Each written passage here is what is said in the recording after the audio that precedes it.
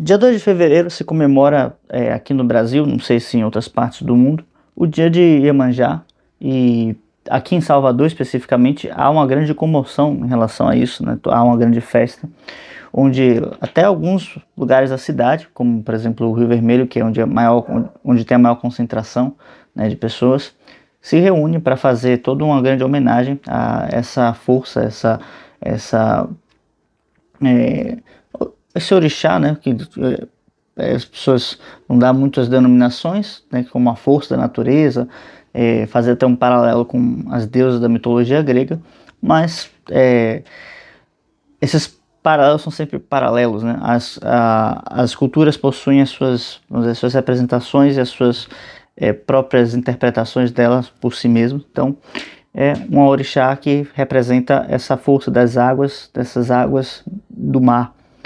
E eu vou falar um pouco sobre isso, sobre esse símbolo hoje, né? Depois de também falar um pouco da minha experiência nessa festa, né? Que foi apenas uma vez que eu fui, em 2024. E hoje, sendo 2 de fevereiro de 2026, gostaria de falar um pouco sobre isso e dar início a o que eu pretendo ser uma série aqui no canal, falando sobre narrativas mitológicas, né? Alguns contos, algumas oportunidades de se falar sobre alguns símbolos, alguns elementos simbólicos e trazer algumas explicações e trazer alguns esclarecimentos, porque faz parte tangencia muito a linguagem poética e os outros assuntos que eu trato aqui no canal, né? É interessante perceber que essa festa de Iemanjá, ela é preparada já, né? É, Pelo menos um dia antes, as pessoas já se reúnem, né, nos locais para se concentrar e fazer, né, as suas oferendas, né? E há todo um preparo que é antes disso até, né, de vários dias, né? Porque é um elemento muito ritual mesmo, né? Com uma festa, uma cerimônia que se manteve através do tempo, né? E, e resgata ou preserva muitos elementos, né, na sua simbologia, né? Mas é engraçado que nessa festa tem de tudo, né? É uma coisa muito curiosa. Tem desde da pessoa que vai lá simplesmente para curtir, para beber, para ficar, né, ter um momento assim de relax, vamos assim dizer. E tem já outras pessoas que estão ali focadas, né, concentradas em realizar o seu rito, realizar a sua oferenda. E essas oferendas são feitas ao longo do dia, né? Sendo que assim, a maior parte delas é feita logo pela manhã, mais ou menos quando sai o sol, né? Assim, quase que tentando sincronizar esses momentos, né? É um momento, algo bem bonito, né, de se ver, assim, bem contemplativo. E é interessante que, apesar da confusão, né, que são muitas vezes dessas festas, já que vai todo tipo de gente, costuma ser momentos bem pacíficos, né? Não há relatos, pelo menos que nunca ouvi falar de nenhum tipo de confusão, nenhum tipo de violência nesses lugares. Mas há aquelas coisas que sempre acontecem, né? Enfim, furtos, né? Pessoas que vão mal intencionadas, isso tem meio que em qualquer lugar. Mas é interessante que como a cidade, um certo ponto da cidade para, né? E tudo segue normalmente, né? E aqui em Salvador tem algumas oportunidades de presenciar isso. E como isso está inserido dentro da psique, né? Do, do soteropolitano. E vou começar falando um pouco disso porque esses elementos, né? Essa tranquilidade, vamos dizer assim, né? Meio a tantas pessoas que são muito heterogêneas em suas inclinações, muito se dá por conta de um certo fundo mitológico que se tem. Ainda que as pessoas não tenham um contato direto com o mito, né? E hoje isso está muito empobrecido e não conheço essas narrativas. Eu mesmo não sou um conhecedor, né, das narrativas africanas e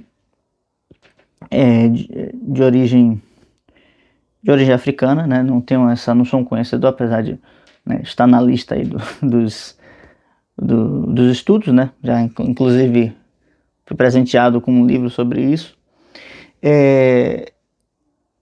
Isso perpassa, né? Porque o mito ele não é simplesmente um conjunto de histórias que são transmitidas para se ensinar alguém com um fundo moral, como por exemplo são as fábulas, né? Que tem sempre no final uma moral da história, né? E um conjunto de regras, de costumes que seriam bons e saudáveis que nós mantenhamos, né?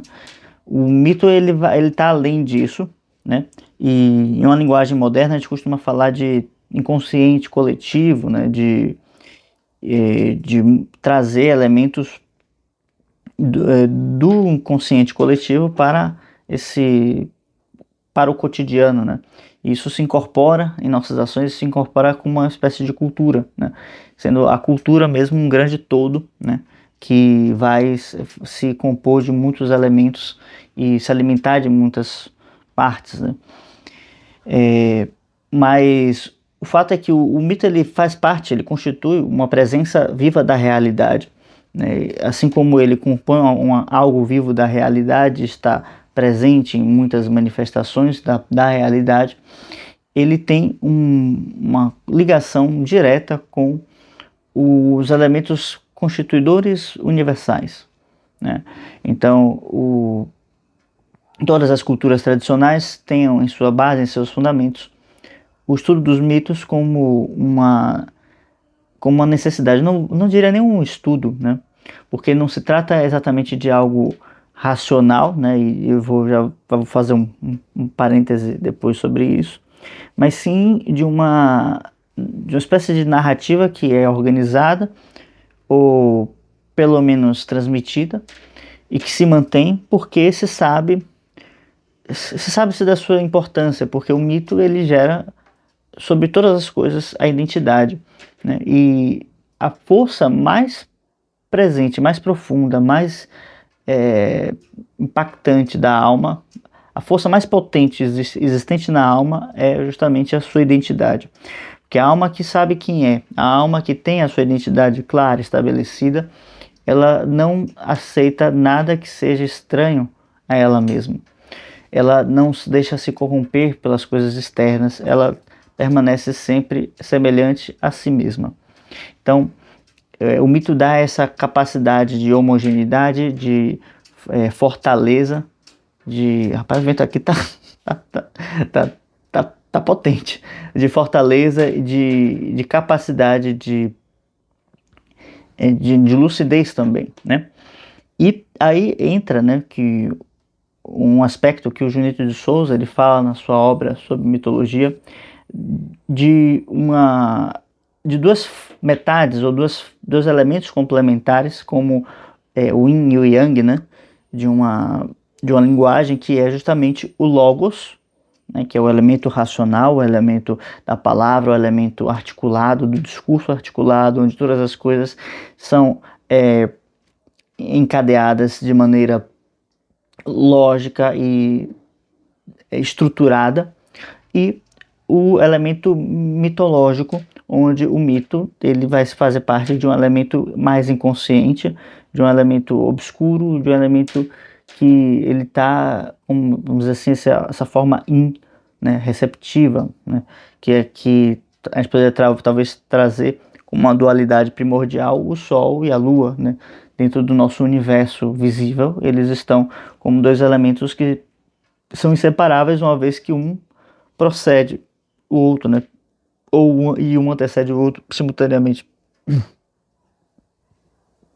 Pronto.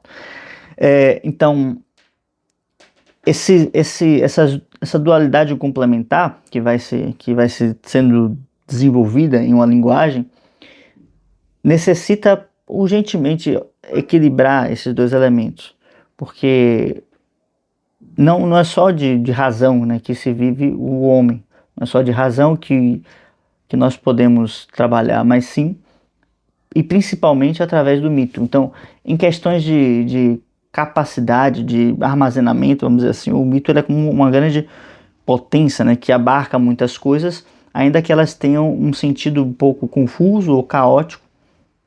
Isso é só uma impressão primeira que nós temos, porque está tudo ali, né? E o mito, ele é uma matriz de intelecções, né? Ou seja, de uma narrativa, de uma única fonte, se pode ter várias interpretações possíveis e válidas, as quais podemos ler sobre inúmeras claves de interpretação, né? Onde essas claves, né, que são elementos onde vamos poder pensar de um ponto de vista histórico, cronológico, cultural, né, mais específico, né? Podemos pensar de um ponto de vista até geográfico, né? Podemos pensar do ponto de vista psicológico, que é o mais comum, mais utilizado hoje em dia, talvez porque justamente foram esses antropólogos e psicólogos que tiveram um interesse por esses mitos, né, principalmente no século XX, e renovaram essa visão que nós tínhamos, né, que enquanto sociedade ocidental, havia-se, né, hoje há menos, né, mas havia-se um grande preconceito em relação a essas narrativas, principalmente com o advento do positivismo, onde se busca rechaçar essas narrativas para um aspecto menor, né, mais pobre, né, como se fossem sociedades pré-racionais, sociedades involuídas, e isso se prova depois com o advento desses novos estudos, né, como CLA, Strauss, e tem aquele outro que agora esqueci, Otto, Otto, que justamente faz um trabalho de resgatar esses elementos primordiais e fazer um estudo comparado das diversas culturas e percebendo as suas similaridades, né? Então, justamente esse resgate vai fazer com que hoje a gente tenha muitos elementos psicológicos permeando o estudo da mitologia, mas não se restringe a isso, sendo que quando se vai falar dos mitos, eles têm guardado dentro de si uma série de estruturas e de contos que perdemos, né, com o tempo, e para reacessar isso é necessário, de certa forma, colocar em nosso dia a dia, na nossa vida, porque o mito ele é também uma estrutura de pensamento, né?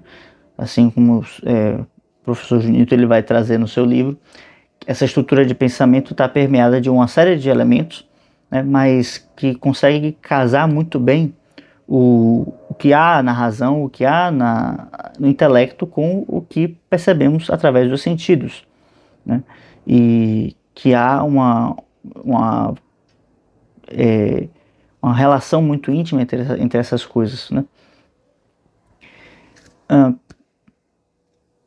Então, esse material aqui que eu vou começar a fazer essa série busca trazer aqui no YouTube alguns estudos que eu estou começando a fazer nessa área para poder estruturar melhor, né, algumas coisas que eu já sei sobre o assunto, mas para poder depois, no futuro, organizar isso em forma de um curso, né? Um curso sobre mitologia grega, né? Isso é um pedido de um amigo meu, né? Que, enfim, tem aí seus objetivos, e aí me incumbiu de realizar isso, né? Então, caso você tenha interesse nesse material, nessa série, comenta aqui mitologia grega, pronto, eu já vou saber, tá? Mas continuando então, voltando agora para o assunto de hoje, né, vamos falar um pouco sobre esse simbolismo das águas, né, que é um simbolismo muito profundo e universal, é universal mesmo, assim, não é uma figura de linguagem, não é uma hipérbole de forma alguma. Ele é universal mesmo, ele está presente em todos os tipos, de todas as culturas, né? Então, a começar, a gente poderia trazer muitas coisas, mas eu vou começar com uma narrativa de dilúvio, né? Por quê? Porque o dilúvio ele é algo muito presente para nós, que temos relação com a Bíblia, né? Enquanto ocidentais, mas o dilúvio ele está presente na cultura grega, né? Na cultura celta, na cultura chinesa, na cultura japonesa, na cultura egípcia e deixa eu ver aqui mais. Eu acho que eu não conheço a cultura tolteca, né? Inca, Maia, Azteca, né? Sempre nessas culturas a gente conhece bem Azteca, né? Bem entre aspas, né? E o Inca, e os Incas, né? Acho que os maias a gente que não tem tanto essa seu arcabouço mitológico, né? Mas enfim, isso é um assunto para um outro ponto. Mas enfim, isso eu acho que me falta conhecimento para dizer mais lugares onde está presente, mas todas as culturas, em algum momento, é, em algum, em alguma das suas narrativas vai envolver um elemento de dilúvio. E isso se deve por muitas coisas, né? Nós podemos pensar, mas principalmente nós podemos pensar aqui como um evento histórico que realmente aconteceu, né? Como narra Platão no Timeu, né? Mas no Timeu, em Poseidones, né? Poseidones. Mas além disso, ele eu penso que isso se dá também por uma questão de potencialidade, ou seja, o mar ele é um elemento sem forma, né? E justamente por ele ser sem forma, ele tem a capacidade de se transformar em qualquer coisa. Ou seja, qualquer forma que você coloca para ele, ele tem a capacidade de se, vamos dizer assim, de se moldar a isso. Então, isso vale para as águas em geral, né? Mas vamos continuar aqui. Então você pode, como diz lá o Bruce Lee, né? Você coloca a água num jarro, ela vira um jarro, né? Você coloca a água num copo, ela vira um copo. E, enfim, qualquer lugar onde você coloca a água, ela se torna esse lugar, esse espaço. E justamente essa total potencialidade da água dá essa sua versatilidade em produzir, em criar, né? Onde não há nada, que aí sim há uma potencialidade de criar-se tudo, né? E interessante porque as coisas então vão surgir, vão emergir disso, né? Não à toa o próprio ventre, né, feminino, o bebê que está ali em gestação, ele vai passar por uma espécie de elemento aquoso, né? E ele não está num local duro de pedra, né? Ele é formado num local aquoso, né? E vai sendo formado ali onde, para ele, né? Uma vez que ele não tem as dimensões desse espaço, né? Não toca todo esse espaço, ele está nesse universo aquoso, está, vamos dizer, contido nesse espaço. E da mesma forma como o bebê, ele nasce, ele é gerado, gestado nesse lugar, nas mitologias que falam sobre a criação, se fala muito sobre esses espaços em forma. Quando a gente fala da mitologia grega, a gente fala do caos, a matéria primordial, sem forma, a qual não é dada muitas qualidades, muitas explicações sobre ela, mas que o Theos ele consegue ordenar esse caos, né? E dar a ele um sentido. Mas na mitologia egípcia você tem uma narrativa explícita sobre esse Num, né? Que é um oceano primordial, onde todas as coisas nascem dali. Também na hindu você tem exatamente a mesma ideia, né? Um oceano primordial.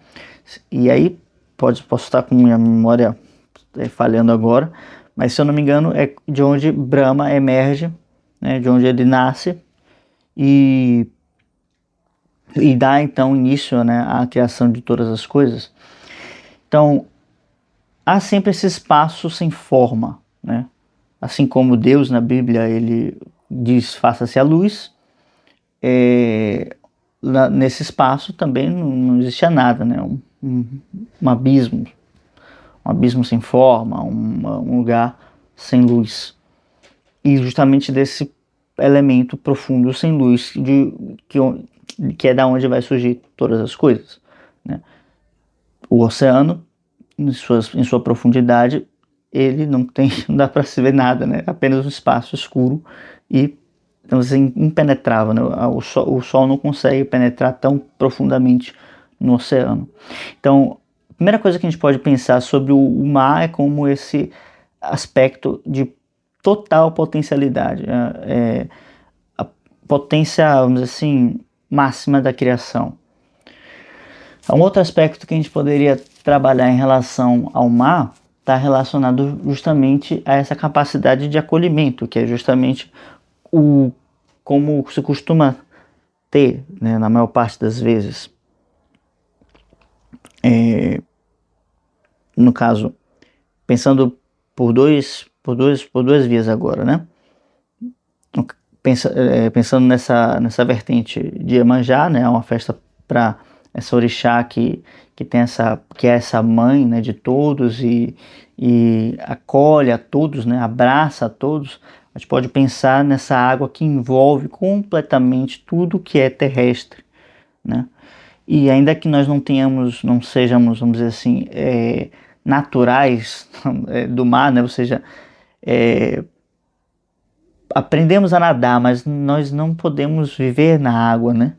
Ou respirar embaixo da água, algo assim do tipo. Ou seja, o mar não é a nossa casa, mas ele é da onde tudo veio, porque tudo está envolto por ele, né? Então, nessa ideia simbólica, ainda que nós não vivamos lá, né? Nós tenhamos uma origem comum com o mar, né? O mar nos gerou, vamos assim dizer. Até na teoria evolucionista o pessoal coloca um pouco disso aí, mas a gente pode até pensar que tem um pouco dessa herança mitológica também, ainda que talvez as pessoas nunca pensem nisso, né? Então há esse aspecto acolhedor, né, como uma grande mãe, esse grande útero que cobre todas as coisas e nutre a todas as coisas, né? Há também o mar na mitologia grega, que é de onde nasce justamente Vênus, Afrodite, melhor dizendo. E Afrodite, nós poderíamos fazer um paralelo, né, um pouco forçado, mas um paralelo sim, com Iemanjá e Afrodite, uma vez que Afrodite ela nasce não de um deus, mas sim de um titã, né? Ela é quase uma própria força da natureza, né? É o titã Uranus que está representando o céu. Então, a potencialidade do céu que encontra com a potencialidade, vamos dizer assim, a força inteligente, a força ideal, né? A força atemporal e a característica de ordem e estrutura do céu e a total potencialidade do mar, né, que no caso, vai representar a matéria, né, nesse ponto de vista. Então, na verdade, dos dois pontos de vista, né, porque quando você tem todas as potencialidades, você tem toda a matéria ali como possibilidades, né? Então, esse encontro, né, gera justamente Afrodite, que é tida como a deusa do amor, né? E as pessoas relacionam isso muito ao sexo, mas o sexo ele é só uma camada disso, porque é também o ponto onde as possibilidades se encontram, né? Então você tem o momento onde, né, o ato acontece e há, vamos dizer assim, infinitas possibilidades do ser que vai nascer, né? Inclusive, quando duas pessoas se encontram nesse momento, né, nesse ato, são duas árvores genealógicas inteiras que estão se relacionando ali, né? Às vezes duas culturas completamente diferentes de outros lugares do mundo, de outras influências que nunca se viram e de repente estão ali juntos naquele ato. É um pouco disso, né? Quando a gente fala dessa união do espírito com a matéria. E o Maitão vai ser essa matéria primordial que é capaz de restituir também todas as forças, né? Porque se é capaz de criar, é também capaz de restituir, de resgatar, de recuperar. Então, essa capacidade do mar faz com que ele tenha tanto um aspecto que acolhe, tanto um aspecto que é o criado, quanto um aspecto que é criador, né? Então, ao mesmo tempo ele regenera e ao mesmo tempo ele cria. Ao mesmo tempo ele tem um aspecto luminoso, né? E ao mesmo tempo ele tem um aspecto receptivo, regenerador. De certa forma ele vai ter tanto com o mitos quanto o logos em sua capacidade, porque na sua superfície ele é mais claro, ele é transparente, translúcido, e nas suas profundezas ele é totalmente incompreensível, né? Há que apenas se relacionar com isso, há como apenas se relacionar com isso.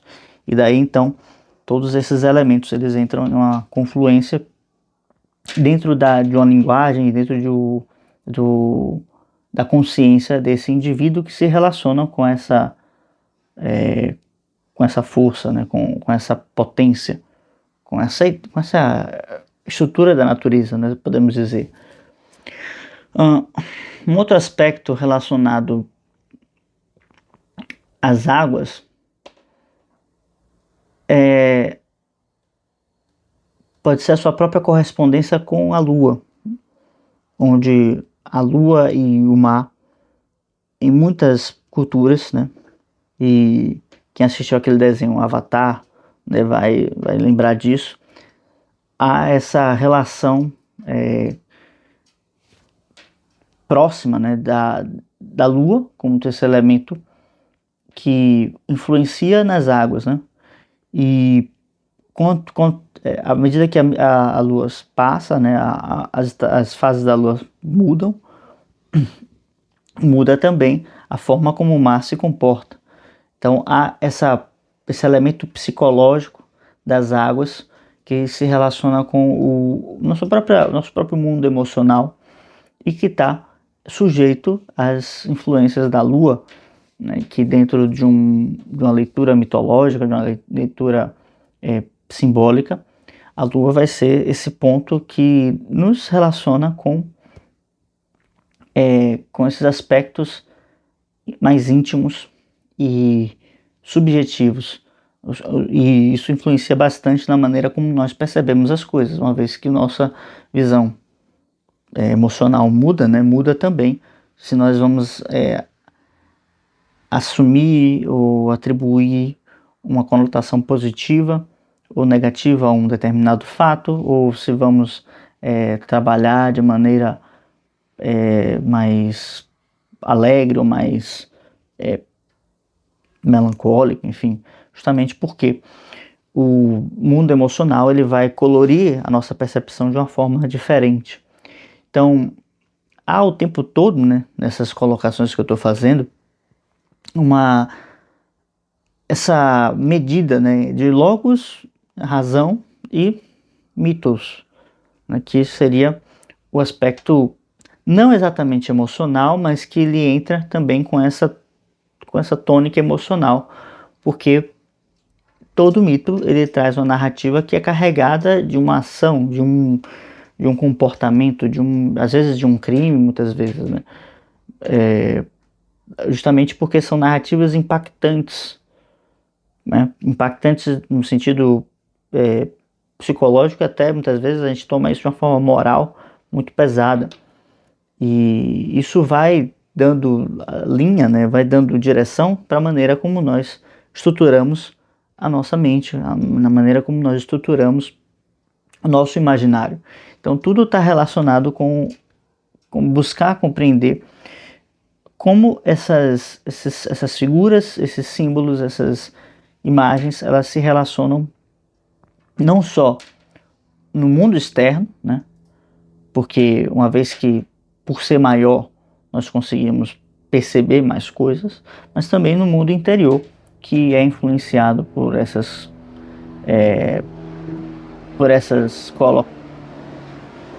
mudanças externas, mas que nós não compreendemos nada. Então, justamente, os mitos eram uma forma não só de conhecer o mundo exterior, mas também o mundo interior e aqui, e mais ainda a fonte de todas essas duas coisas. Mais do que uma narrativa para boi dormir, né, uma narrativa, uma história da carochinha, são elementos que contam narrativas do universo, narrativas universais, narrativas que tratam da força logóica. Aqui logóica no sentido divina, né, de elemento ordenador do universo que atua em todos os planos. No plano racional, no plano emocional, no plano físico e em suas diversas manifestações e mudanças de estações, etc, etc, etc. Acho que eu já falei bastante por hoje, né, e também ia ficar talvez acabando repetindo muitas coisas, mas acho que deu para trabalhar mais ou menos bem, né, para o primeiro episódio dessa série aqui, tá bem? Caso tenha assim, interesse, eu vou manter, vou fazer outros episódios, né, trazer outras narrativas e compartilhar o que eu puder, né, do que eu tenho aprendido, do que eu já aprendi disso e como isso pode cada vez mais ir trazendo mais clareza à nossa vida, né, nosso dia a dia. E hoje foi só uma espécie de ensaio, tá bem? Então é isso, vamos ficando por aqui e até a próxima. Deixa um like no vídeo, se inscreva no canal.